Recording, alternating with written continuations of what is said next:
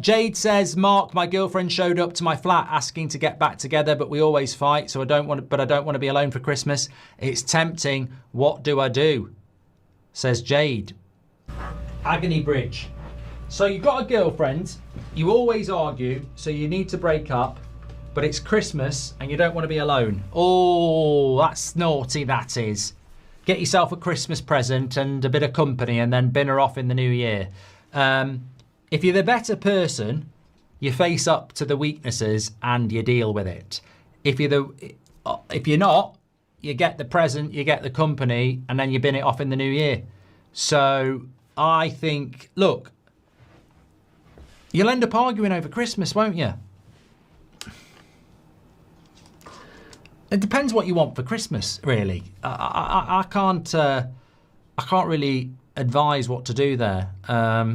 And it depends what the upsides are to the arguing. I mean, if there's big upsides to the arguing and you want a good Christmas, fill your boots. Yeah. The reality is it's very difficult to get into Look, I'm going to be really blunt here.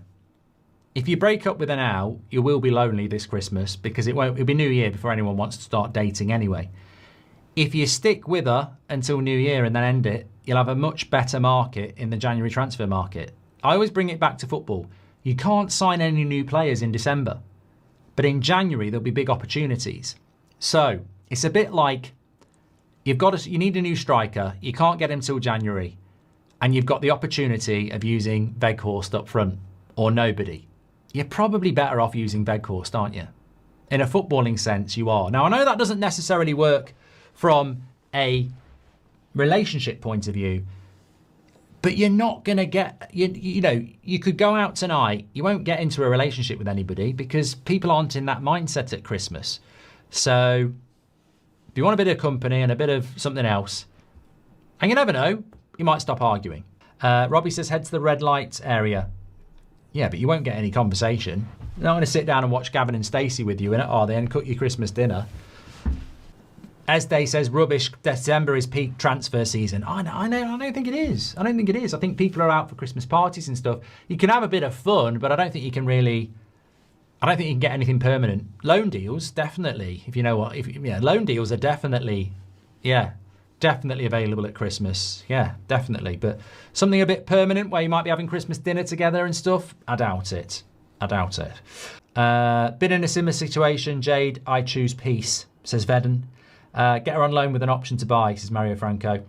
At least he gets his end away in Christmas presents, says Robbie. See, I was trying to be a little bit more subtle than that, but Robbie's gone straight into it as well. I've definitely had mates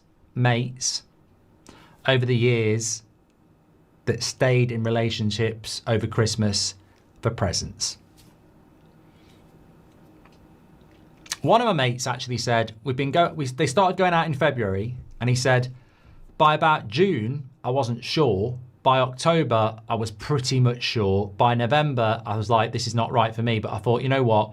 I ain't wasting 9 months without getting a Christmas present and a Parents Are Loaded. And I thought, you know what? That's harsh, mercenary behaviour. But in a way, you have put in March, April, May, June, July, August, September, October, November. It's a bit silly to walk away in December, isn't it? And he said, we won't be spending Christmas together anyway, so I'll get the present and I'll start dropping hints between Christmas and New Year. The loan market is well and truly open. All the women looking for that snowy romance story like the books, the read, busy period is underway.